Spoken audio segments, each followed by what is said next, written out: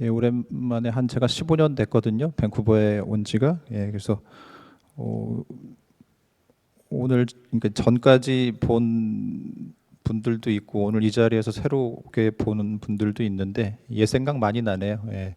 뭐 어른들 보니까 그렇기도 하고 더군다나 저는 이제 뭐 청년들, 뭐 교사들 이렇게 하고 같이 지냈기 때문에 예, 오랜만에 보는 친구들이 많아서 더 반갑고 그리고 더 신기한 건 제가 밴쿠버에 있을 때 토론토에 한번 갔다 온 일이 있거든요. 저기 선택 초이스 그 지도를 좀 해달라고 해서 제가 갔었는데 제 기억이 맞다면 예, 목요일 날 밤 비행기를 타고 거기 도착하니까 한 새벽 5시 정도 되는 것 같아요. 토론토에 도착할 때. 그래서 금요일 날 거기 봉사자 대표 봉사장가가 와서 저를 픽업하고 그 전에 한 번도 만나질 못했거든요.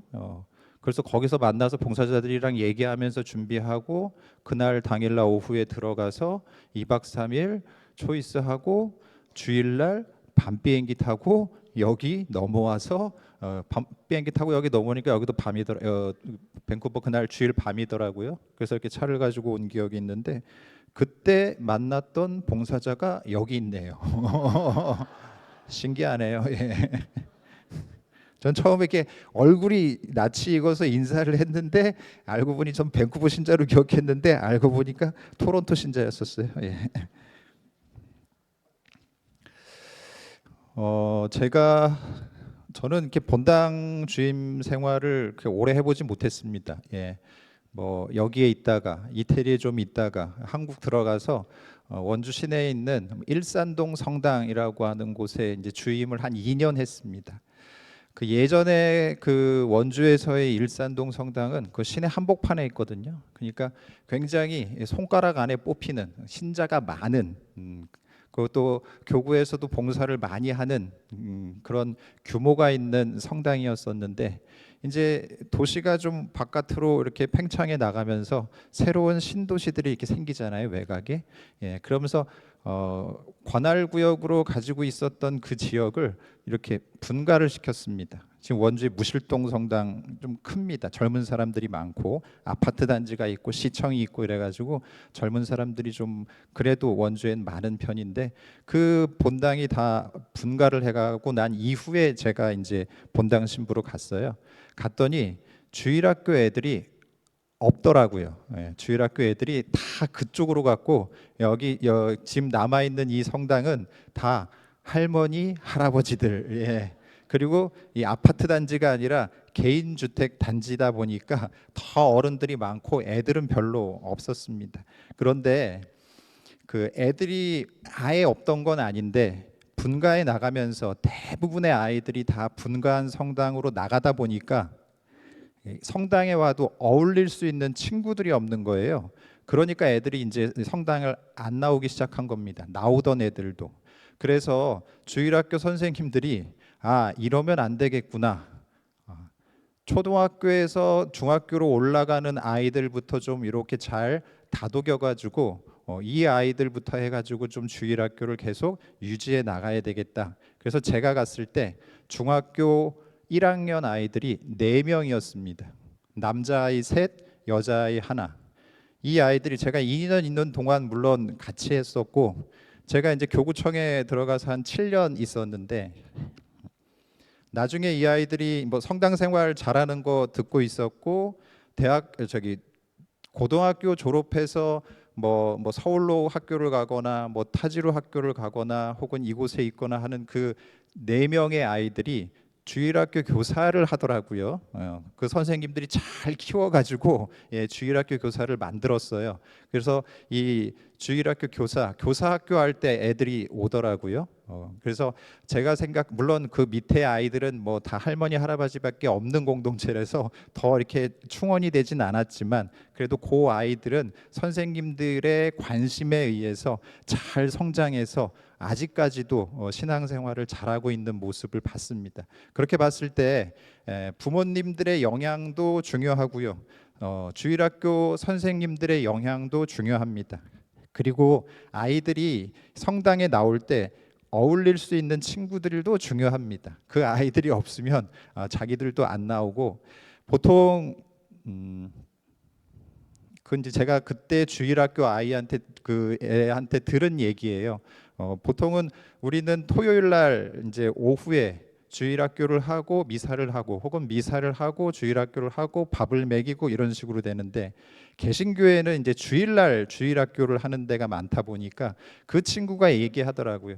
우리는 왜 자꾸 이 토요일 날 해가지고 그러니까 토요일 날 해가지고 그 친한 친구들이 주일날 개신교를 가게 되면 자기는 주일날이 남는 시간인데 그 친구들이랑 어울리지를 못하니까 왜 우리는 토요일날 합니까? 이렇게 얘기를 하더라고요. 그만큼 아이들이 이렇게 어울릴 수 있는 친구가 있는 건 중요합니다.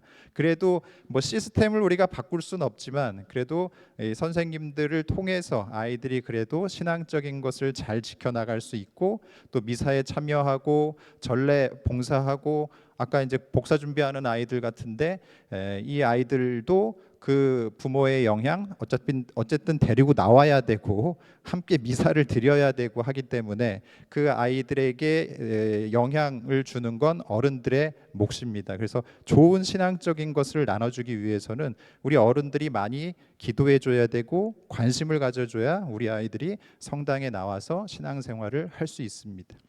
그 아이들을 키워서 그 아이디 4명 그 밑에 아이들까지 이렇게 키워가지고 이제 어떻게 복사가 딱 7명이 됐어요. 저희 복사가 딱 7명이었었는데 대축일 미사 때 가장 많은 인원이 필요할 때가 7명입니다. 7명. 그러니까 다른 때는 문제가 안 돼요. 주일날 오든지 혹은 대축일날 소위 말하는 빨간 날 공휴일날 오든지 해서 올 수가 있는데 성삼일이 문제입니다. 성삼일. 성목요일부터 부활 때까지 계속 나와야 되거든요. 그러니까 성목요일 날 7명이 필요합니다. 성금요일 날 4명이 필요해요. 4명이 필요한데 4명만 부를 수 없잖아요.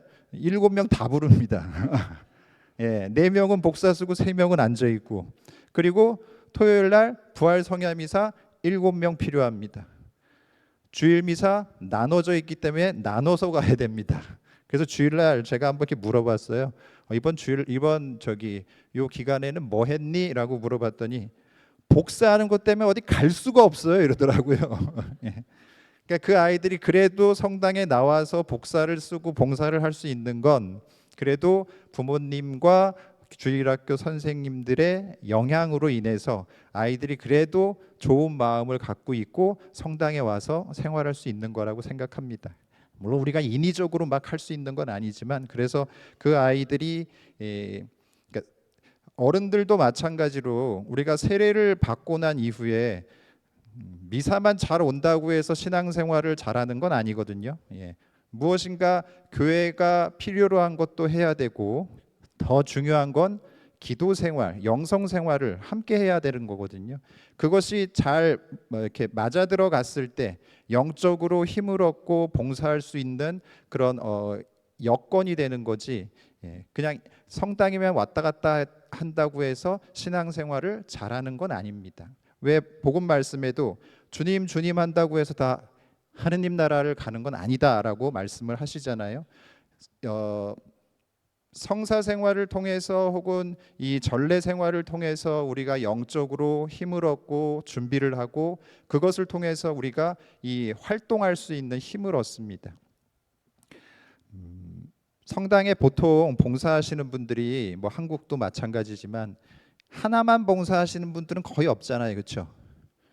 거의 하나를 하게 되면 보통은 이렇게 천주교 신자들은 이렇게 터치하는 거 별로 안 좋아하잖아요. 내가 성당에 오는데 그냥 나는 조용히 성당에 왔다가 조용히 집에 가는 거 그걸 가장 원하잖아요. 아무도 모르게 몰래 미사 드리고 집에 가는 거. 근데 이제 물론 주일 미사도 그렇지만 평일 미사에 오시는 분들이 있습니다. 평일 미사에 오시는 분들이 이렇게 하루 이틀 또 매일 미사 오시는 분들이 있으면 주변에서 가만히 안 놔두잖아요, 그렇죠? 유심히 보죠.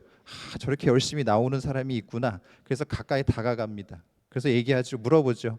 어느 구역에 사세요? 이렇게 물어보잖아요, 그렇죠? 그 성당에 뭐 언제부터 나오게 됐어요? 이렇게 호구 조사를 좀 하잖아요. 호구 조사를 하고 나서 예, 우리 저기 어느 구역인데 같이 반미사 혹은 반 모임 혹은 구역 모임 같이 하시죠. 혹은 제가 어느 레지오 팀에 있는데 우리 레지오 같이 하지요. 뭐 여러 가지 활동들을 하게 됩니다.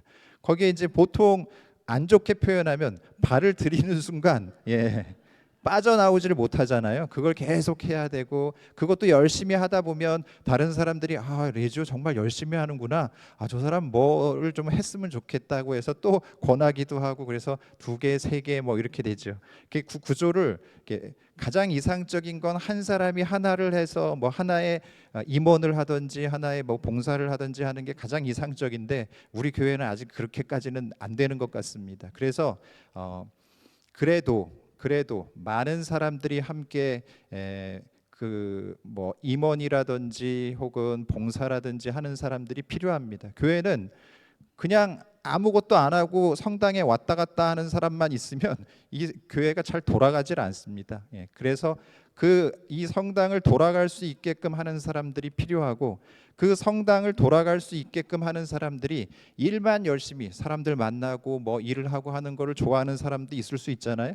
그것만 한다고 해서 사람이 영적으로 성장되는 건 아닙니다. 예, 그래서 이 전례 생활, 영성 생활, 뭐 성사 생활을 통해서 내가 영적으로 잘 준비되어 있을 때 지치지 않고 우리가 흔히 이제 이 열심히 일을 하다 보면 사람들이 많이 지친다라는 표현들을 많이 하잖아요. 그리고 거기서 더 나아가서 나는 좀 쉬고 싶다 이런 표현들도 많이 합니다. 근데 여기서 쉬고 싶다는 정말 극단적인 거죠. 좀 성당에 안 나오고 좀 편안하게 있고 싶다 이런 표현들이잖아요.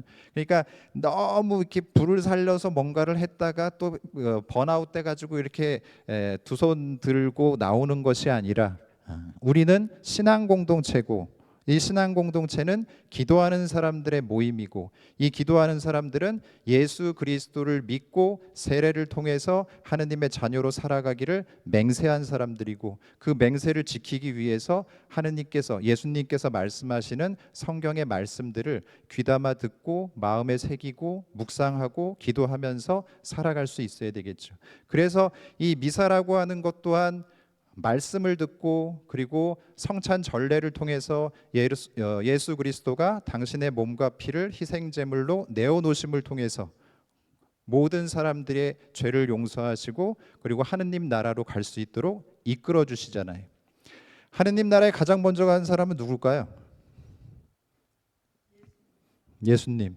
예수님이 가장 먼저 가셨죠. 예수님이 가셔서 하느님 나라의 문을 열고 그 모든 사람들이 다 하느님 나라로 들어간 거죠.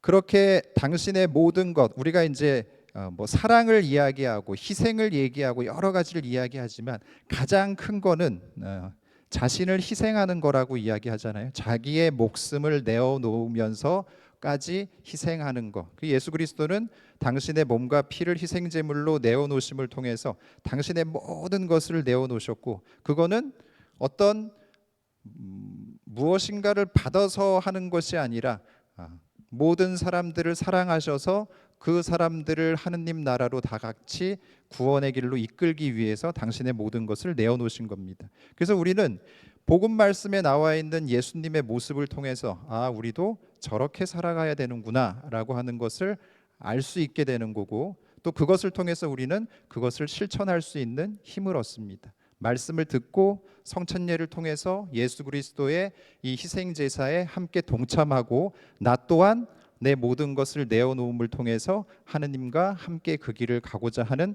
마음을 되새기고 그리고 또 일상생활로 가서 그걸 살아가고 그걸 나누는 게 우리가 해야 될 일입니다. 그래서 아까 뭐 선생님들에 대한 역할도 중요하다고 이야기했잖아요. 그 예전에는 교리 시간이 뭐 중세라든지 이때는 교리 교육을 받는 시간이 좀 길었습니다. 오늘날에는 한 6개월, 좀 더 길면 8개월, 조금 더 길면 1년 뭐 이렇게 합니다. 근데 좀 우리는 되게 길게 느끼잖아요. 길게 느끼는데 막상 이렇게 물론 뭐 교리서라고 하는 책을 통해서 순서대로 교리적인 것을 배우는데 나중에 보면 그건 가장 기본적인 겁니다. 예비자 교리할 때 배우는 교리들은 가장 기본적인 겁니다. 그리고 뭐 성경에 대해서 그렇게 잘 알지도 못합니다. 그리고 신앙생활을 하는 것에 대해서도 잘 모릅니다. 근데 이제 세례를 주고 난 이후에 사람들이 이제 여러 단체에서 데리고 올라 그러잖아요. 세례 받았으니까 신자야. 뭐 성당에 이렇게 잘 나오는 사람 눈여겨 보는 것처럼 이렇게 세례 받은 사람도 눈여겨 봐가지고 우리 단체에 이렇게 데리고 와야지. 나 조금 있다 난 나가고 이 사람 여기다 앉혀야지. 뭐 이런 생각들도 하잖아요. 근데 준비되지 않은 사람들에게 그렇게 뭐 많은 것을 시키면 힘들어하는 경우도 있습니다. 열심히 하는 사람들도 있지만, 그래서 요즘은 보니까 성경 공부를 몇 달이라도 좀 시키는 것 같아요. 왜냐하면 우리가 신앙생활 하는 데 있어서 가장 기본적인 건 말씀을 듣고 묵상하고 의미를 알고 그것을 살아갈 수 있도록 준비하는 겁니다. 그래서 성경 읽는 게 중요하죠. 예전 제가 어렸을 때 그 이전에는 어떤 성경을 물론 우리가 가지고 있었고 중요하게 생각했지만 그렇게 많이 읽고 묵상하고 하진 않았죠. 물론 이 뭐 매일 미사라고 하는 것을 가지고 다녔지만 항상 우리 비교 대상이 개신교 신자들이잖아요.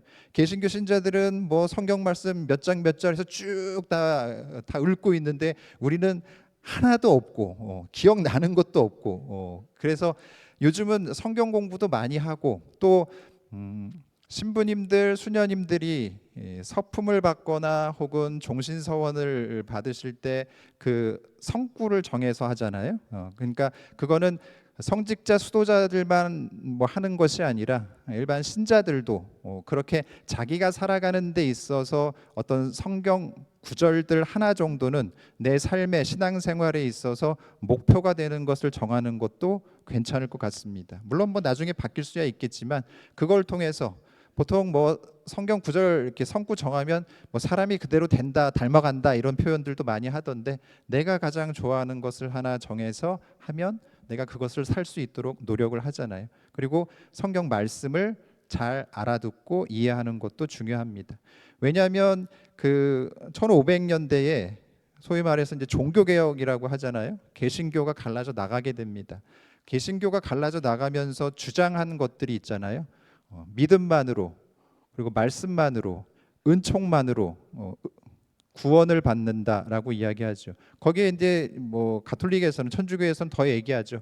실천이 있어야 된다 얘기하잖아요. 야고보서에서 이야기하는 거 실천하지 않는 행동하지 않는 믿음은 죽은 믿음이다 이런 표현들을 하잖아요. 그래서 우리는 실천에 대한 것들을 굉장히 많이 이야기합니다. 그래서 신앙생활은 그냥 성당만 왔다 갔다 해서 되는 것이 아니라 성당 왔다 갔다 하면서 희생제사 예수님의 사랑을 보여주는 그 희생제사에 함께 동참하는 거고 그것을 통해서 신앙인으로서 살아갈 수 있는 힘을 얻고 그 성체를 통해서 그리고 우린 나가서 그것을 실천하는 사람들입니다. 그걸 할 수 있도록. 근데 이제 사람들이 믿는 사람과 믿지 않는 사람들에 대해서 평가를 할 때 잣대가 좀 다르잖아요. 그렇죠?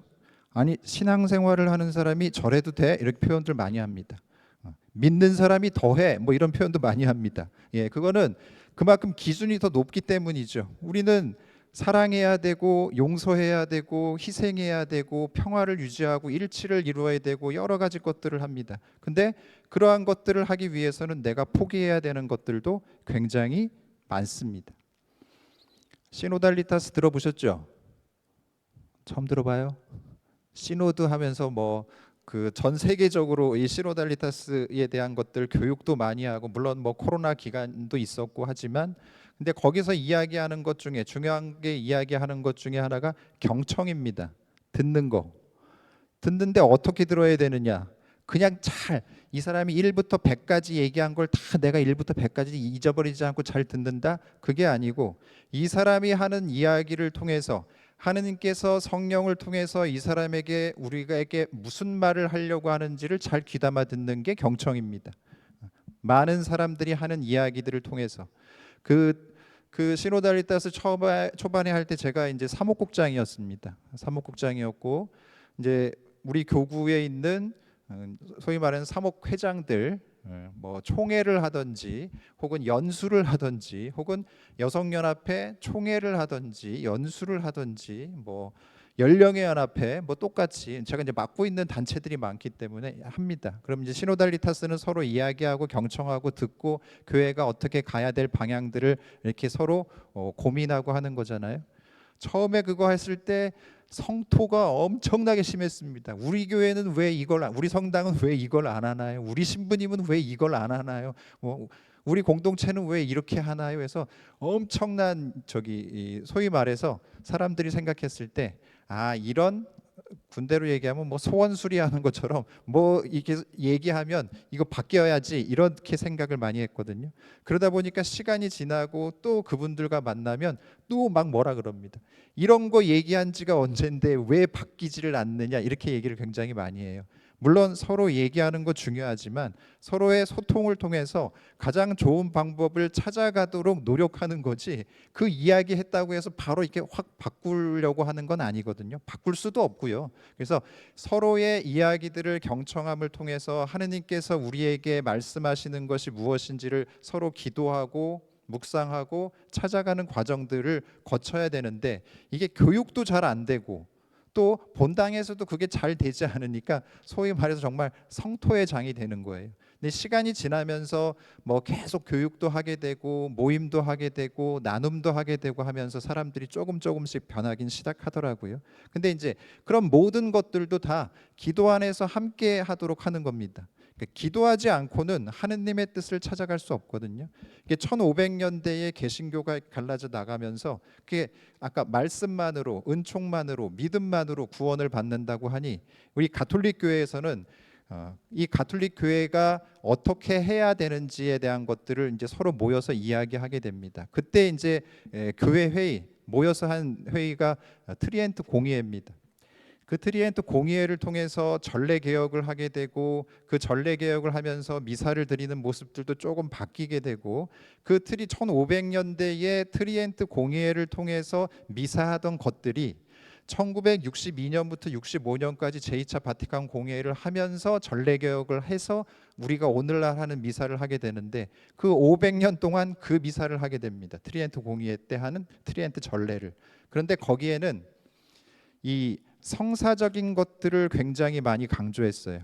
여기서는 말씀을 강조하니 이 가톨릭 교회에서는 성사적인 것들을 굉장히 많이 강조했습니다. 그러니까 성사적인 것들이 굉장히 많이 발전하게 되고 중요하게 생각하게 되고 말씀은 조금 뒤로 미뤄지게 되죠. 근데 제2차 바티칸 공의회를 통해서 말씀도 얼마나 중요한 건데 이 성찬행 전례에 못지않게 말씀 전례도 굉장히 중요한 거다. 그래서 이 개혁을 통해서 오늘날 뭐 가해, 나해, 다해 혹은 짝수해, 홀수해 이렇게 해가지고 굉장히 많은 말씀들이 들어오게 되고 여기에 더해서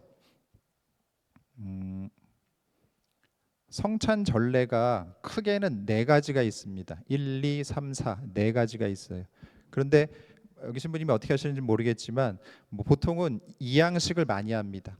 대부분의 신부님들이 이양식. 좀 뭘 한다면 삼양식을 하기도 합니다. 근데 이제 일양식과 사양식은 어쩌다가 하지 잘 하지는 않아요. 좀 보니까 좀 길기도 하고. 근데 그 일양식이 원래 로마 전례입니다. 그 예전부터 해왔던 로마 전례. 근데 여기에는 기도문이 좀 깁니다. 뭐 성인 이름도 많이 들어가고 하는 방식도 조금 다르고 해서 복사애들이 일양식을 하게 되면 종치는 타이밍을 잘 못 잡습니다. 그래서 보통은 이양식의 복사들도 다 이렇게 뭐 길들여져 있다고 해야 되나요? 거기에 이제 다 간구하오니 하면 이제 애들이 첫 번째 종을 딱 치거든요. 근데 이제 이 양식이라든지 다른 양식을 하면 간구하오니가 아니라 다른 기도문이 나오거든요. 이걸 쳐야 되는 건가 말아야 되는 건가 잘 모릅니다. 그래서 항상 이제 저는 이게 오늘은 무슨 양식으로 할 거야, 언제 종 칠 거야 이렇게 알려주거든요. 그럼 준비합니다. 근데 삼양식은 좀 난데 일양식이나 사양식을 하면 제가 이제 본당에 그 2년 있는 동안 복사애들이 그럽니다. 신부님 오늘 미사 좀 길었어요 이렇게 얘기합니다. 여기 바로 앞에 물론 보통 성당은 제일 뒤에 있지만 이 앞에 기둥이 하나 있는데 거기 시계를 하나 달아놨거든요. 그러니까 애들이 시계를 자꾸 보는 겁니다. 강론을 할 때 강론이 좀 길면 신부님 오늘 강론 좀 길었어요 이렇게 얘기합니다. 신자들도 마찬가지로 그 기도문이 조금 길다고 해도 길어야 5분입니다. 근데 5분인데 5분을 체감으로 느끼는 건 좀 길게 느껴지나 봐요. 그래서 미사가 길다 이런 표현들을 많이 하는 것 같아요. 그래 봐야 한 5분입니다. 미사는 다 중요합니다. 다 의미를 가지고 있고 기도가 대부분 그냥 사람의 어떤 창작으로 인해서 쓰여진 것들이 아니라 성경 말씀들이 거기 많이 들어가 있습니다. 그리고 기도를 통해서 우리가 지금 누구를 위해서 기도하는지도 거기에 다 나와 있습니다. 그래서 이 소위 말하는 뭐 전례, 신부님들도 그렇고 수녀님들도 그렇고 신자들도 그렇고 전례, 교회법 이렇게 이야기하면 굉장히 딱딱하게 생각합니다. 법, 절차 꼭 지켜야 하는 것, 규범 뭐 이렇게 생각합니다. 보통 이제 뭐 로마에서 그 전례 공부하고 온 신부님들이 신학교 교수도 가지만 각 교구의 전례 담당을 이렇게 맡고 있는 분들이 많거든요. 그러면 이 전례를 담당하고 있다 보면 이렇게 절차대로 하는 걸 좀 중요하게 생각합니다. 통일된 것. 그렇다고 해서 전체가 다 통일된 건 아니지만 정해진 것을 하게 되고 무엇인가 집어넣지 않고 거기에 나와 있는 지침대로 하는 걸 이야기합니다. 그리고 보통은 좀 시간을 맞춰서 하려고 그러거든요. 좀 이렇게 급하신 분들도 있거든요. 5분 전에 들어가서 뭐 이렇게 막 나오려고 하면 아직 기다리십시오, 안 됩니다 이렇게 얘기를 하는데 우리 주교님이 뭐 그게 일반적으로 통용된 말인지는 모르겠지만 저나 이렇게 다른 신부님들이 있으면 항상 저한테 얘기합니다. 다른 신부님들한테 이 전례 전공한 사람, 그러니까 테러리스트하고는 협상이 되지만 이 전례 전공한 사람하고는 협상이 안 된다고 하면서 막 뭐라고 하시거든요. 그렇다고 또 딱 이렇게 하세요라고 하면 또 다 그대로 하십니다. 그래서 주교님들도. 근데 절차대로 하는 건 중요하고요. 신자들도 그 지침을 아는 건 중요합니다.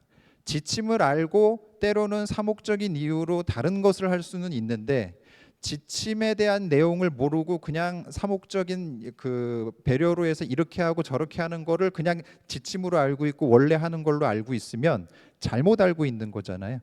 제대로 된 것을 아는 게 중요합니다. 모든 지침서들은 모든 예식서들은 제일 앞에 지침이라고 나옵니다. 그게 이제 소위 말하는 전례법인 거죠. 전례에 대한 규정을 나타내는 거죠. 그 지침 안에 이 전례가 어떤 의미를 가지고 있고 성서적인 거 그리고 어떻게 하는지에 대한 대략적인 건 나와 있습니다. 아주 구체적인 것까지 나와 있지는 않지만 대략적인 건 나와 있고 어떻게 해야 된다고 하는 게 나와 있습니다. 미사 통상문을 보면 신부님들이 신자들은 잘 안 보는 조그만한 글씨, 빨간 글씨를 신부님들은 다 봅니다. 거기에 이제 어떻게 한다라고 하는 규정들이 다 돼 있거든요. 고개를 조금 숙인다. 이렇게 거양성 이렇게 성체를 든다, 뭐 성혈을 든다 이렇게 다 나와 있어요. 근데 이제 다만 다른 건 외국 신부님들은 이렇게 무릎을 이렇게 꿇지만 우리나라 신부님들은 우리나라 문화적인 영향에 이렇게 무릎 꿇는 것이 잘 안 되니 이렇게 고개를 숙인다라고 나옵니다. 이렇게 인사하는 걸로 나와요. 그래서 무릎 꿇고 혹은 이렇게 하는 신부님들 보면 외국에 있다 왔구나라는 생각들을 하게 됩니다. 외국에서는 그게 일상적으로 하는 건데 우리는 그런 생활에 익숙해 있지 않기 때문에. 근데 이제 그런 거는 뭐 그런 거 아주 구체적인 것까지 나와 있진 않지만 그래도 그 규범에 어떤 걸 어떻게 해야 되는지 아는 거를 좀 중요하긴 합니다. 왜냐하면 그 속에 담겨 있는 의미들도 있고요. 그거를 통해서 전례에서 드러내고자 하는 것들도 있고요. 근데 이제 여러 가지 이유로 다르게 하는 부분들도 신부님이 있긴 하죠. 신자들도 마찬가지로. 가장 중요한 건 지침을 원칙을 내가 알고 그 다음에 조금 방향이 틀어진 거 좀 다른 게 들어오고 하는 거를 할 수 있지 원칙을 모르면 뭐가 맞는지를 모르기 때문에 모든 전례는 그래서 지침이 중요합니다. 그리고 배우는 게 다 그런 거예요. 대부분 지침에 대한 것들, 신학적인 의미, 영성적인 의미 이런 것들을 많이 하게 됩니다. 초대교회에서는 뭐 2년, 3년 뭐 이렇게 예비자 교리를 하게 되는데 이렇게 지금도 어른 입교 예식서를 보게 되면 이렇게 단계별로 들어오는 예식들이 있습니다. 그건 이제 예전에는 그냥 예비자 교리 환영 인사하고 교리 배우고 세례 주고 했었는데, 입교 예식도 하게 되고 뭐 다른 예식도 하게 되고 이렇게 절차대로 하게 예식서에는 나와 있어서 요즘은 그거를 좀 많이 하려고 하는 것 같아요. 그대로 요 1주에는 뭐 했고 2주에는 뭐 했고 혹은 요 기간에는 뭐 했고. 근데 거의 예식서를 보면 단계별로 나와서 마지막에 이제 세례를 받게 됩니다. 세례를 받는데 세례 받은 것으로 끝나는 것이 아니라 그 다음에 후속 교육, 즉 신비 교육이라고 하는 걸 하게 되거든요. 그러니까 아까 말씀드린 것처럼 세례 받았다고 해서 이제 끝 이게 아니라 계속된 교육 통해서 이 사람이 신앙생활을 잘할 수 있도록 기도 생활도 잘하고 성경 말씀 묵상도 하게 되고 여러 가지 이 사람이 신앙생활에 더 도움이 될 수 있는 그런 교육 기간이 분명 필요하다고 하는 거. 그냥 우리가 머리로 알고 있는, 교리를 통해서 머리로 알고 있는 걸로 끝나는 것이 아니라 이 사람이 이제는 더 깊이 있게 이 전례 성사에 참여할 수 있도록 도움을 주는 게 중요합니다.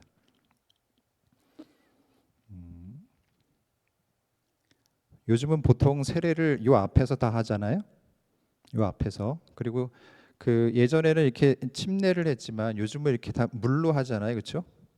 소위 말하는 주전자 같은 거, 대야 같은 거, 그리고 수건 해가지고 이렇게 하잖아요. 저도 그거 보고 좀 굳이 저 주전자 같은 거 해야 되나, 좀 이쁜 거 없나 뭐 이렇게 생각을 하게 되는데, 에, 요즘은 이쁜 것도 많이 나오더라고요. 이렇게 뭐 조개 껍데기 형상으로 해가지고 이렇게 퍼가지고 뭐 이마에다 붓고 하는. 근데 그 세례 예식은 예비자들이 그 단계를 다 거치고 난 이후에 세례를 받기 전에 들어오는 예식부터 하게 되는데, 요즘에야 예비자들도 다 미사 드리고 다 같이 하잖아요. 예전에는 성찬례를 참여하지 못했습니다.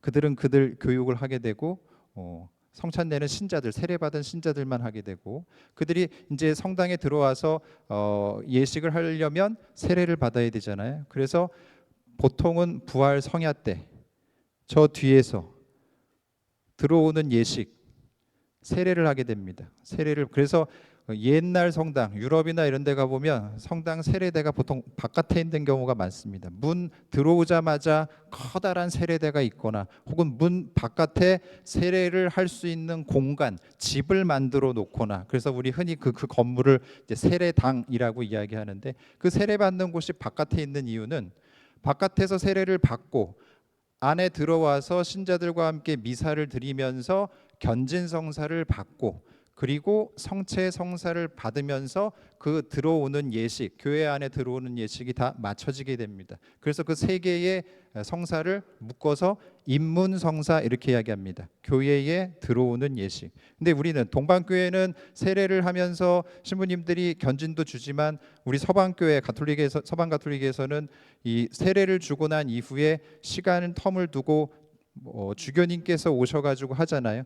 이 견진의 권한은 주교님한테 있습니다. 근데 이제 뭐 우리 교회 같은 경우는, 여기 교회 같은 경우는 뭐 주교님이 하실 수도 있고 보통은 본당 신부님들이 하시지만, 또 애들은 따로 모아놓고 주교님이 하시지만, 한국에는 대부분 다 주교님들이 돌아가시면서 하시니까, 예전에도 그랬고, 그래서 이 세례만 받고 견진을 안 받는 건 아직까지 이 교회에 들어와야 될 입문 성사가 맞춰지지 않은 겁니다.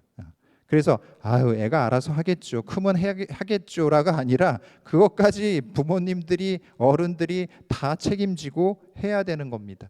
나는 좋은 거를 받았는데, 견진 성사를 통해서 성령의 은총을 받는 그거를 좋은 걸 받았는데, 내 자녀는 말을 물론 뭐 안 들을 수도 있겠지만 그래도 하느님의 좋은 선물을 받을 수 있도록, 은총을 받을 수 있도록 잘 이끌어 주는 거 또한 중요합니다. 근데 엄마들이 좀 불편하겠죠. 성당에 잘 안 나오는 아이들이 있으면. 예. 누구나 다 해야 되는 거고, 오늘 이야기한 거 불을 지르러 왔다라고 하는 건 그 신앙에 대한 불을 하느님의 자녀로 살아가기 위한 그 불을 지르는 거고, 그 불을 통해서 우리가 해야 되는 거거든요. 활활 타오르는 그 열정을 통해서, 믿음을 통해서 우리가 해야 되는 거거든요. 그 모든 단계들을 거쳐서 성사적인 은총을 받게 되고, 마찬가지로 그것을 우리가 살아갈 수 있어야 되겠습니다. 어제도 물어본 건데, 미사할 때 주님께서 여러분과 함께 몇 번 하나요? 네, 5번 합니다. 5번. 다 알고 계셨죠? 그렇죠? 뻔한 거 물어보고 있어, 그렇죠? 다 알고 있는데, 예. 우리는 매일 미사를 드리고 매주 미사를 드려도 미사 내용이 뭔지 잘 모르는 경우가 많거든요. 무슨 기도를 하는지, 언제 어떻게 신부님이 뭘 하는지 그건 신부님이 할 거고, 나는 내가 할 것만 잘하면 된다. 그래서 그 안에 무슨 기도를 하는지 잘 모르는데, 그 안에 있는 말씀, 아까 말씀드린 것처럼 다 성서적인 말씀이고, 우리가 무엇을 위해서 기도하는 거고 그 안에 다 나와 있거든요. 그래서 적어도 우리가 1, 2, 3, 4양씩을 다 보진 못하지만, 그 매일 미사에 다 나오지도 않지만 적어도 2양씩은 그 매일 미사 앞에 미사 통상문 부분에 나오거든요. 무슨 기도를 하는지 이렇게 보시고, 조금 더 하면 소위 말하는 그 입당송, 그리고 기도하는 거, 본기도, 그게 그날 전례가 어떻게 거행되는지 가장 중요한 것을 나타내는 게 그 본기도 부분입니다. 뭐 입당송도 그렇지만, 그래서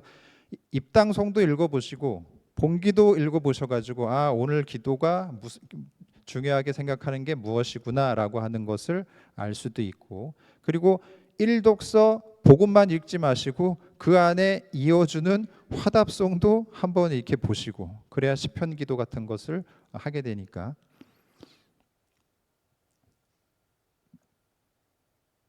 성무일도 들어보셨죠? 시간절례라고 하는 성무일도. 성무일도를 하게 되면 아침 기도, 저녁 기도 때 이렇게 기도를 3번을 하게 되거든요. 후렴, 기도, 후렴 1번, 2번 후렴, 기도, 후렴, 이렇게 해서 2번에서 3번까지 하게 됩니다. 거기에는 시편 기도가 들어가고 찬가, 찬미가가 들어갑니다. 성경에서 나오는. 근데 아침 기도에는 시편, 찬가 이런 식으로 나옵니다. 구약 성경이 들어가고, 저녁 기도 맞나? 예, 저녁 기도에는 시편, 찬가, 시편이 들어갑니다. 그 찬가는 신약이 들어가고, 그리고 보편제한 기도 있잖아요. 보편제한 기도도 거기 아침 기도, 저녁 기도에 다 들어가는데, 아침 기도엔 4개, 저녁 기도엔 5개. 근데 아침 기도에는 그날 하루에 대한 시간을 이렇게 은총을 청하는, 하느님의 은총을 청하는 기도문이 하나는 들어가 있습니다. 그래서 이 기도문 자체도 그냥 막 쓴 게 아니라 어떠한 원칙하고 그걸 통해서 반복되는, 중요하게 생각하는 것들을 이렇게 드러내는 거죠. 오늘 기도를 통해서 무엇을 더 해야 되는구나라고 하는 거. 그래서 매일 미사를 보실 때도 독서, 그리고 복음만 보지 마시고 기도문들도 조금 보시면, 아, 오늘 기도하는 게 어떤 걸 더 중요하게 생각하는구나라고 하는 것을 알 수 있을 겁니다. 예전에는 연중 시기를 기준으로, 요즘 이렇게 보시면 다 아시겠지만 주일부터 토요일까지 본기도, 예물기도, 영성채우기도 다 똑같습니다. 알고 계시죠? 알고 계시죠? 예, 보시면 아시지만 연중 시기에 본기도, 예물기도, 영성채우기도는 주일날 사용하는 기도를 쭉 토요일까지 같이 사용합니다. 지금. 근데 예전에 그게 한국 교회는 그렇게, 다른 나라 교회는 그렇게 안 한 것 같은데, 우리나라 교회에서는 그거를 좀 이렇게 많이 변화를 주기 위해서 기도문을 보면 주일날 기도문밖에 없어요. 미사 연중 시기에. 근데 그거를 예전에는 그러니까 평일에 연중 제 몇 주일 기도 이렇게 적어놨습니다. 그래서 매일마다 기도가 다 달랐어요. 주일 기도를 그 주일 날에는 그거에 맞는 기도를 하지만 그 평일 날에는 다른 주일 기도를 이렇게 돌아가면서 집어넣거든요. 그게 이제 미사 통상문이 바뀌면서 그냥 주일 것만 쭉 나옵니다. 매일 미사에도 그렇게 나오고. 그래서 이게 알 수도 있고 모를 수도 있지만 우리가 관심을 두지 않으면 모르잖아요, 그렇죠? 그리고 모르고 기도할 수 있지만 알고 기도함을 통해서 이런 의미가 있구나, 이렇게 하는구나라고 함을 통해서 더 집중 있게 기도를 드릴 수 있는 거죠. 구조도 그래서 알아야 되는 거고 지침도 그래서 알아야 되는 겁니다. 그래야 더 의미를 알기 때문에. 흔히 이제 천주교 신자들, 신자 아닌 사람들 이야기하는 것 중에 하나는 이제 미사가 지루하다 이런 거 많이 표현하잖아요. 맨날 똑같은 거 하고 있다라고 앉았다 일어났다 앉았다 일어났다 이렇게 하는 거. 예. 이게 예전에는 제가 어렸을 때만 하더라도 해설하는 사람의 멘트가 굉장히 많았습니다. 오늘은 연중 제 몇 주간 무슨 요일입니다. 오늘 미사는 뭐 매일 미사에 나와 있는 거 쭉 다 읽고 그리고 나서 입당성가 몇 번입니다. 모두 일어나십시오. 이렇게 해가지고 다 일일이 멘트를 했었는데 어느 순간 전례에 대한 능동적인 참여를 좀 많이 강조를 하면서 그런 어떤 일어서십시오, 앉으십시오 이런 멘트들을 좀 빼기 시작했고 그 긴 멘트들도 많이 좀 줄였습니다. 그러니까 미사는 내가 마음을 열어서 내가 자발적으로 하는 거지 일어서십시오라고 해서 그냥 쭉 일어나고 앉으십시오라고 해서 쭉 앉고 하는 그런 수동적인 걸로 바치는 게 아니라는 거죠. 근데 이제 요즘 다시 보니까 이렇게 우리 교구도 그렇고 다른 데도 그렇고 보니까 다시 또 일어서십시오, 앉으십시오가 이렇게 쓱 들어오더라고요. 그리고 또 하나 마지막 미사 마치고 나서 영광이 성부와 성자와 성령께 이렇게 기도를 해야지 꼭 미사가 끝나는 걸로 생각을 해서 하지 마세요, 하지 마세요 이렇게 계속 했더니 해설자는 안 했는데 신자들이 그 사람한테 와가지고 이거 왜 안 해? 왜 안 했어? 스트레스가 엄청 많이 받는 거예요. 그거에 익숙해 있다 보니까 영광성으로 마치는 거에 익숙해 있다 보니까 해설자가 안 하면 이거 끝난 거야? 끝난 건가? 왜 안 했어? 라고 자꾸 얘기하니까 해설자가 스트레스가 많이 받는 거예요. 그래서 계속 얘기를 합니다. 계속 얘기를 했더니 어떤 현상이 일어났냐면 영광송을 안 하는 대신에 뭘 안 하면 좀 허전하니까 성부와 성자와 성령의 이름으로 이렇게 성호경을 또 바치더라고요. 그래서 하지 말라고 했는데 보통 이제 뭐 서양의 성당을 보면 물론 일찍 나가는 것도 문제지만 딱 강복을 하거나 마침 성가를 하면 그냥 다 가는 걸로 생각을 해서 아무것도 안 해도 되는데 우리는 그런 마지막에 기도하는 것에 익숙해 있다 보니까 그런 것 같습니다. 어제 얘기했나 모르겠는데 우리 주교님이 미사를 온전하게 드리는 것을 중요하게 생각하시기 때문에 미사 전에 뭐 기도하고 미사 후에 뭐 기도하고 이런 걸 별로 좋아하지 않으시거든요. 근데 이제 미사 전에 무슨 기도 바치겠습니다. 그러니까 미사 전 기도로 무엇을 바치겠습니다. 이렇게 하는 경우가 많더라고요. 근데 이제 신부님들도 그렇고 뭐 주교님도 그렇고 그런 걸 좀 싫어하시는 분들이 있어요. 미사 전 기도라고 하는 건 없다. 미사 후 기도라고 하는 건 없다. 다만 무슨 기도를 바칠 수는 있는데 그래서 우리 주교님이 아예 신부님들한테 연수 때인가 얘기를 했어요. 하지 말아라, 바치지 말아라. 그랬더니 또 질문들이 났습니다. 그러면 교구에서 이 기도문 바치라고 했는데 이 기도문은 언제 바치나요? 이렇게 했습니다. 그 기도문은 평상시에 바치라고 기도문을 나눠드리는 거지 꼭 미사 전에 꼭 미사 후에 바치라고 하는 건 아니에요. 개인적으로 많이 바치라고 하는 거지. 근데 하도 많이 얘기를 하니 주교님이 그러면 하나 정도는 해도 된다 이렇게 얘기합니다. 이게 또 질문을 해요. 그러면 뭐를 해야 되나요? 또 이렇게 질문을 합니다. 기도문 많잖아요. 아무거나 해라고 얘기를 했어요. 근데 또 신부님이 딱 했어요. 마지막 좀 욕을 먹었어요. 그 신부님은 손을 들었던데 그러면 저기 삼종 기도는 어떻게 하나요? 했습니다. 그 당연히 맞춰야지 하면서 한마디 들었습니다. 그러니까 이 신부님들도 딱 정해진 거를 좋아하고 신자들도 딱 정해진 걸 좋아하거든요. 저한테 전례 교육을 하면 항상 신자들이 저한테 요구하는 게 있어요. 어느 성당을 가든지 해설자가 1부터 10까지 똑같은 거를 좀 할 수 있게끔 그걸 좀 규정을 만들어 줬으면 좋겠습니다. 없는 규정을 새로 만들 필요는 없습니다.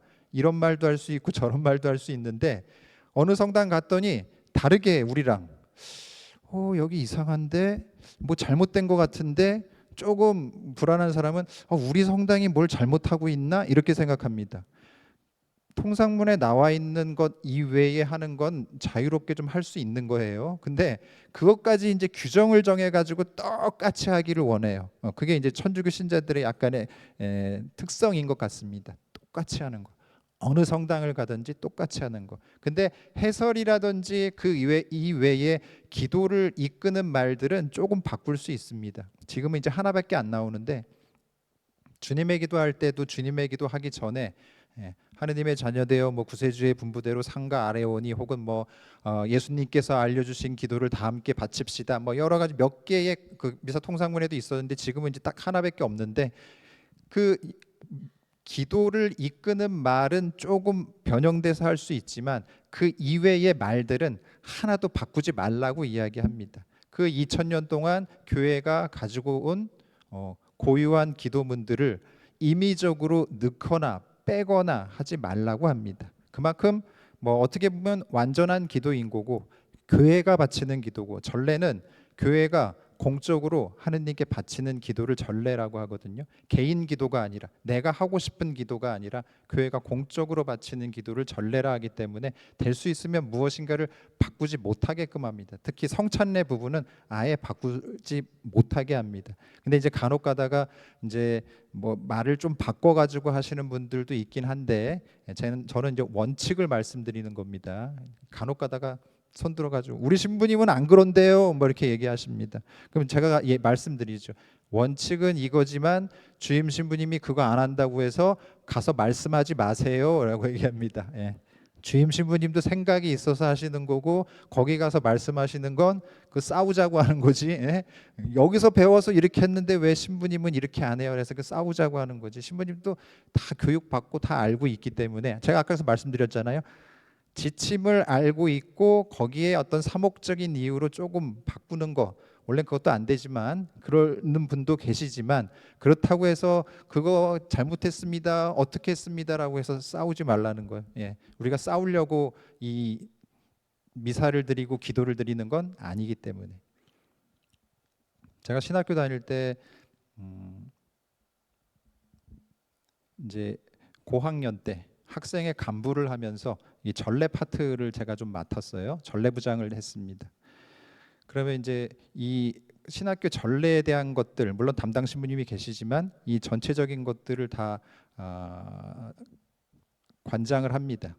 신학생들에 대해서도 그럼 복사 연습도 시키고 복사도 짜고 이래요. 그럼 평일 미사 때 학부 2학년들이 평일 미사를 하거든요.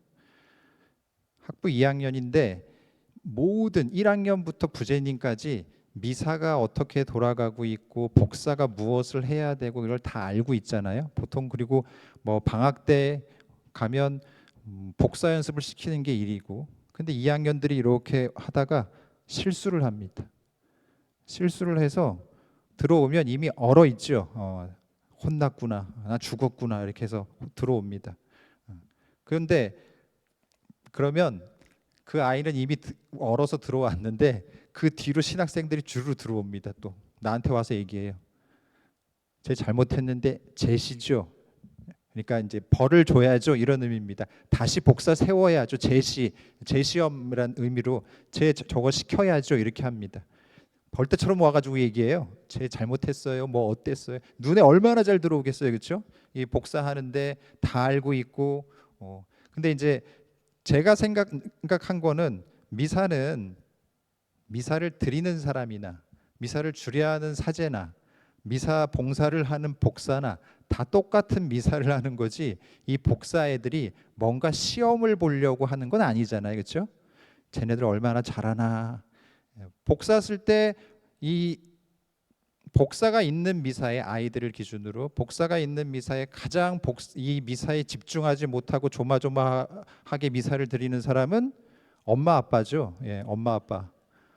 틀리면 안 되는데 제가 왜 저래? 빨리 가야 되는데 뭐 막 여러 가지 생각들을 막 하죠. 그리고 미사가 딱 끝나면 이렇게 가슴이 놓이잖아요. 그렇죠? 실수 안 하고 하게 되면 마음이 놓이게 되고. 예. 근데 아이가 시험 보러 온 것도 아니고 그 엄마가 미사를 드리러 애 신앙을 위해서 데리고 왔는데 이 뭐 잘못한 거에 대해서 이게 눈에 확 들어오잖아요. 잘못하게 되면 그러면 그거에 대한 얘기들을 합니다. 그래서 제가 아까 뭐 그 전에 있던 본당에 7명밖에 없다고 얘기를 했잖아요. 그럼 이제 제가 어른들한테 좀 부탁을 합니다. 미사 끝나고 나서 우리 아이들 나가면서 수고했다고 좀 이렇게 격려 좀 해달라고 얘기를 합니다. 그러면 또 다 그렇게 해주세요. 애들 고생했어, 뭐 했어, 뭐 다 이야기합니다. 그럼 얘네들도 한 보람이 있고, 물론 실수했다 하더라도 제가 예전에 저 동기 신부님이 새로 이제 분가한 성당을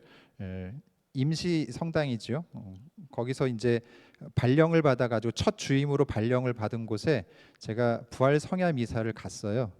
근데 그곳은 도시는 좀 새로 신도시입니다. 신도시인데 성당이 제대로 이렇게 갖추어져 있지 않기 때문에 그동안 주일학교 아이들을 모으는 것도 힘들었고, 근데 그날을 위해서 복사단을 만들었고, 그래서 복사 아이들을 이렇게 다 데리고 왔나 봐요.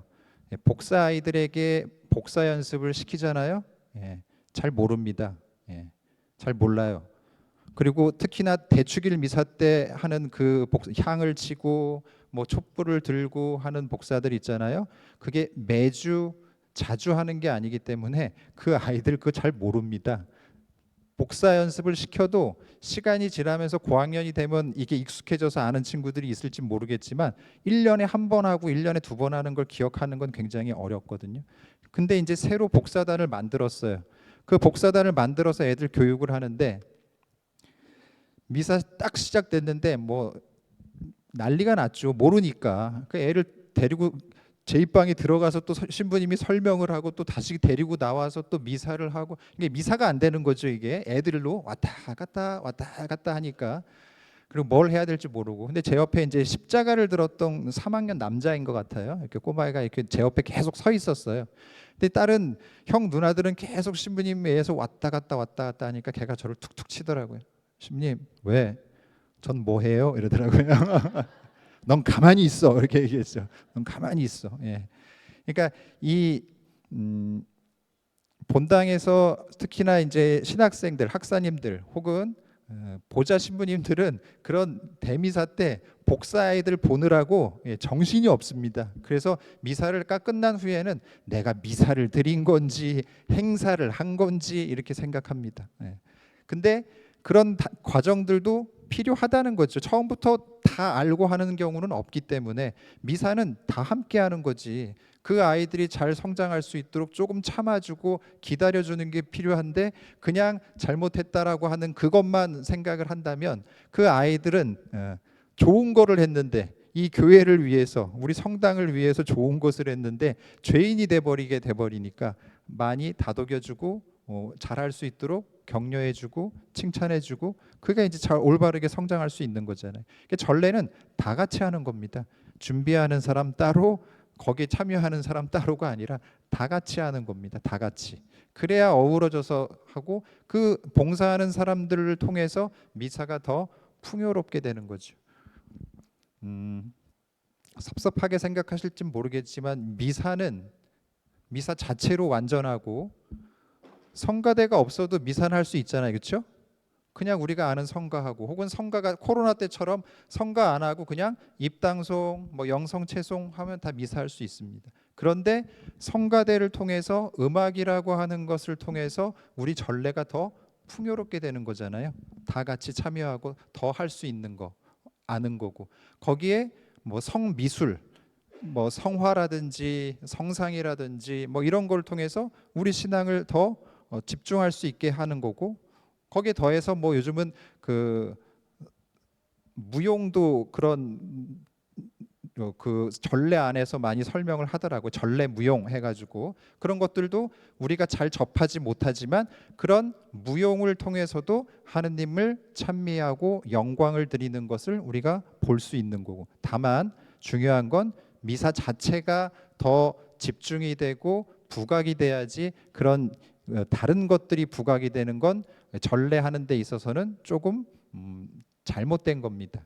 그래서 이제 성가를 좋아하는 신부님이 있고 성가를 별로 좋아하지 않는 신부님이 있어서 그때마다 성가대가 좀 스트레스 받죠. 이거 하라 그랬다가 이거 하지 말라 그랬다가 이게 신부님들마다 조금 다릅니다. 하지만 기본적으로 성가는 이 전례를 풍요롭게 하는 거고, 그 중에 이제 가장 첫 번째 으뜸을 차지하는 게 그레고리안 성가입니다.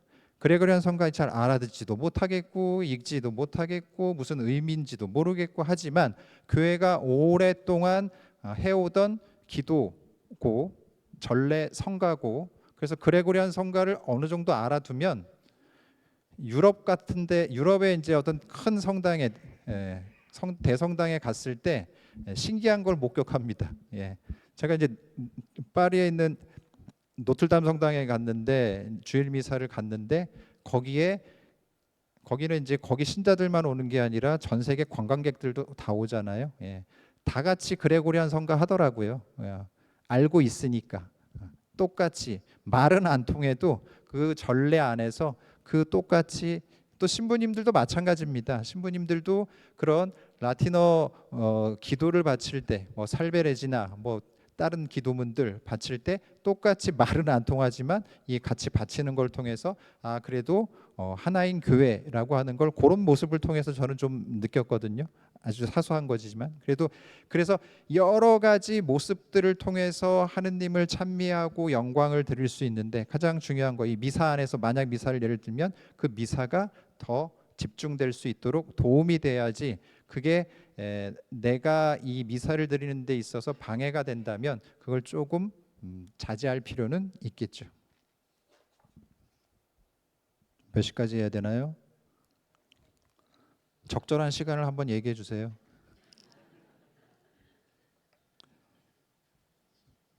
제가 한 20분에 시작한 것 같은데 20분에서 30분이면 더 긴 것 같고, 그렇죠? 20분에 끝날까요? 그러겠습니다. 10분만 더 할게요, 그럼.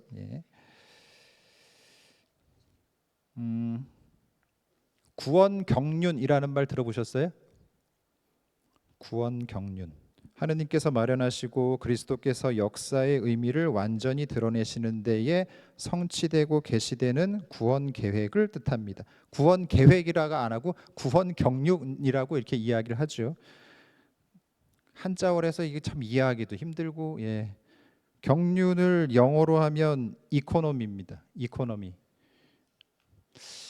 그래서 제가 봤을 때 경제가 왜 갑자기 구원 경제가 뭐지? 이런 의미로 많이, 의미가 뭘까? 근데 이제 경제라고 하는 건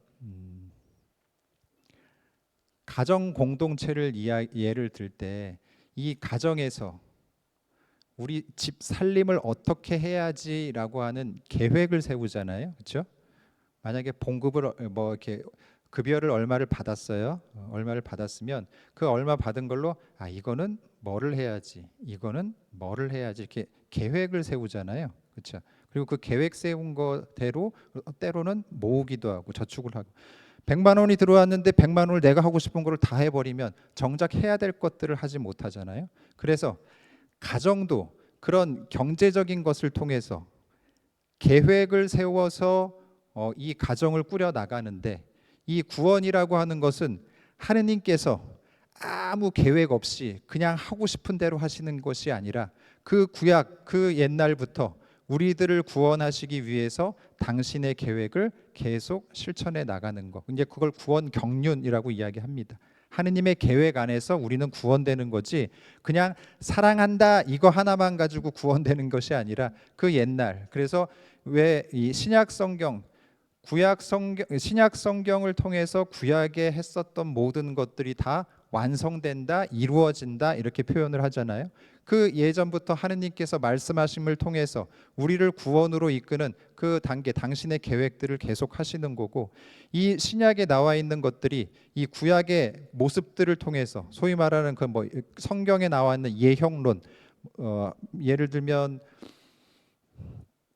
노아의 방주를 통해서 그 물이라고 하는 것을 통해서 이 세상이 다, 죄 있는 사람들이 다 죽잖아요. 다 쓸려가잖아요. 그리고 이 노아 가족만 남게 됩니다. 그리고 다시 그걸로 시작하죠. 그래서 이 물이라고 하는 건 죽음이라고 하는 것을 의미하기도 하지만 새로운 시작, 새로운 생명 뭐 그런 것을 의미하기도 하고, 그거는 곧 이 세례라고 하는 것을 통해서, 이 물이라고 하는 건 죄로 물들어 있는 우리가 죽지만 다시금 그 물을 통해서 하느님의 자녀로 태어나는 것, 새롭게 태어나는 것을 의미합니다. 그래서 이미 노아의 방주를 통해서 40일 동안 비가 내리고 많은 사람들이 죽었지만 그 죄로 인해서 다시금 새로운 세상이 노아를 통해서 새로 시작될 수 있도록 하는 것. 그래서 어떤 세례 성사의 어떤 예형, 그 전에 그 모습을 보여준다라고 하는 의미를 가지고 있죠. 그래서 성경에서 이루어지는 많은 것들이 이 신약을 통해서 완성되고, 하느님께서는 그 완성을 통해서 우리 모두를 구원으로 이끄신다, 계획을 세운다. 그게 이제 구원 경륜에 대한 의미입니다. 그래서 구원 경륜의 중점이며 정점은 바로 예수 그리스도입니다. 하느님께서 당신의 외아들을 이 세상에 보내셨고, 그 외아들인 예수 그리스도는 우리가 뭐 성모님에 대해서 공경을 하고 흠숭질에 상경질에 뭐 이렇게 해서 이렇게 공경에 대한 거를 이렇게 등급을 나눠서 하게 되는데, 그 등급 그 공경하는 것에 가장 크다라고 해서 이제 상경지례라고 이야기하잖아요. 성모님을 공경하는 거. 근데 그 뭐 성경적인 내용으로 봤을 때 그 카나의 혼인 잔치에서 본인의 때가 아닌데도 예수님께서 말씀하심을 통해서 물을 술로 변화시키는 기적을 보여주셨죠. 그래서 성모님께 의탁한다 뭐 표현을 하잖아요 우리가. 그리고 성모님께 기도를 청한다라고 함을 통해서 성모님도 우리를 위해서 같이 기도해 주시면 그 어머니께서 말씀하시는 걸 더 잘 들어주시지 않겠느냐, 뭐 그런 의미를 우리가 이야기하잖아요. 그래서 근데 우리가 이제 말로 표현을 할 때 뭐 성모님께 기도한다 혹은 뭐 어느 성인께 기도한다 이렇게 표현을 하지만, 궁극적으로 우리가 기도를 바치는 주체는 삼위일체 하느님입니다. 다 하느님께 바치는 거지, 성모님 이거 해주세요, 이거를 들어주세요라고 한다고 해서 우리가 성모님께 기도하는 게 아니라 성모님께 도움을 청하는 전구를 하는 거고, 모든 기도는 다 삼위일체 하느님께 바치는 거죠.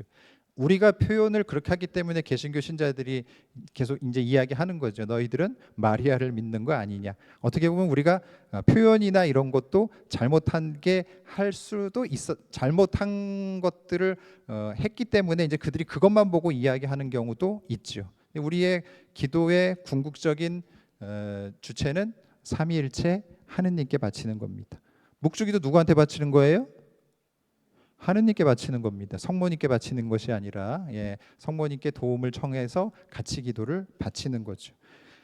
모르면 그냥 보고 이렇게 할 수도 있지만 우리가 그 의미를 알면 그 의미에 따라서 더 집중할 수 있고 잘할 수 있기 때문에, 전례라고 하는 게 뭐 어려움은 굉장히 어렵지만 또 의미를 알다 보면 거기에서 행해지는 많은 것들이 하느님께서 우리를 얼마나 사랑하시는지, 어제 말씀드렸듯이 은총이라고 하는 건 하느님께서 우리에게 주신 거저 주시는 선물이고, 어느 대가가 아니라 내가 이만큼의 노력을 했기 때문에, 이만큼의 기도를 많이 했기 때문에 우리에게 주시는 선물이 아니라 그냥 거저 주시는 선물이고, 그 거저 주시는 선물을 우리가 느낄 수 있게끔 때로는 기도를 통해서 여러 가지 방법으로 그 은총을 우리가 받지만, 또 성사적인 것을 통해서, 성사라는 건 하느님의 보이지 않는 은총을 보이는 표징으로 나타내는 것. 그래서 여러 가지 성사 안의 표징들을 통해서 예수님께서 우리에게 은총의 선물을 주시는구나, 우리를 사랑하시는구나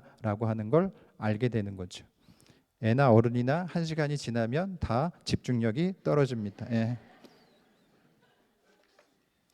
제가 한 뭐 2주 정도 이제 이곳에 오게 됐는데 뭐 별로 한 건 없습니다. 뭐 비도 많이 오고, 그래서 비 오는 거 보고 밴쿠버 왔구나라는 생각하게 됐고, 그리고 오랜만에 반가운 얼굴도 많이 봐서 옛날 생각 많이 하게 되고, 좋은 추억이 있기 때문에 사람은 다 추억으로 먹고 살잖아요. 옛날에 아 이런 일이 있었지 저런 일이 있었지 이런 좋은 생각들을 가지고 살잖아요. 또 그게 내가 살아가는 데 있어서의 활력도 많이 되고 그런 공동체가 저에게는 밴쿠버 공동체입니다. 여러분들을 통해서 저도 보좌 생활을 여기서 잘할 수 있었고 많은 사랑 받았고 많은 기도 받았고요.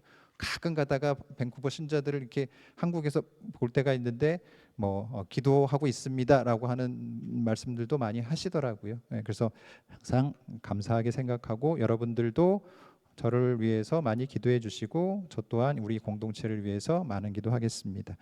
지루한 강의 들어주셔서 감사하고요. 마친 기도 영광송하겠습니다. 성부와 성자와 성령의 이름으로 아멘. 영광이 성부와 성자와 성령께 성부와 성자와 성령의 이름으로 아멘. 수고하셨습니다.